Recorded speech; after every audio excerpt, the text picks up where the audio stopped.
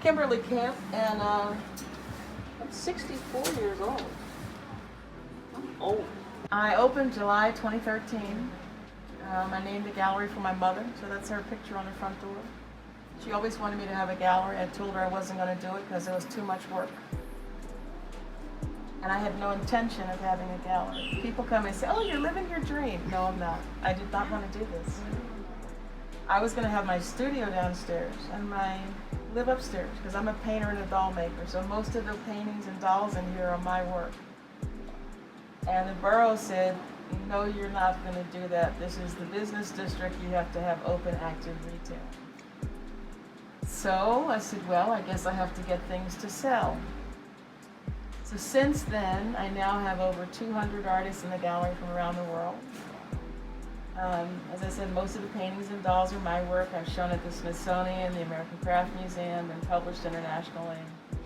I ran museums for 25 years and had really overperforming stores because I always thought the retail part of it was fun.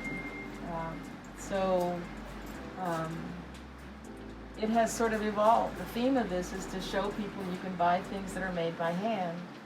You don't have to buy things that are mass-produced in department stores. And so I have things in here that are $5. I have things in here that are $5,000. I've traveled enough in Asia to know that during flu season, people just wear masks. And it didn't make sense to me that when they were saying you only need a mask if you're sick. So I said, I'm going to make myself some masks. And I put them on Facebook. And I made enough money to pay my mortgage for 3 months selling masks at $15 a pop.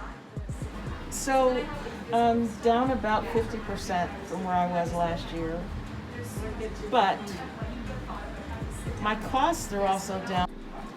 For the past 30 years, I've done, actually longer than that, work around trying to get people to understand systemic institutional racism in the arts.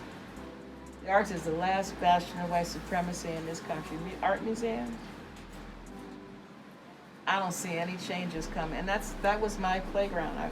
Less than 1% of the field are African American. When I left, the Barnes had brought the number of African Americans heading major art collections in the United States back to 0. And I was the first one. And I ain't that old. So I've always tried to work with people. So I've always had the reputation of being quote unquote difficult. Because I didn't let people get away with stuff. And the kind of crap that I had to put up with. The microaggressions. People talking about how articulate I am. Walking through a place and saying, oh, you know a lot about art. Yeah, that's why I'm the president and CEO. The first 3 years of it were absolutely terrifying. Any other business owner tells you anything else, they're fibbing. Because you never know what's going to happen. You never know what people are going to do. There were times that I had maybe 2 or 3 sales in a week. Absolutely terrifying. And it was almost like a light went off. I guess it was about 3 years into it, and I realized 3 things. One was, although I look at stuff every day, customers see things that they've seen before, and they say, oh, I never saw that before here. Because I live here, and they don't.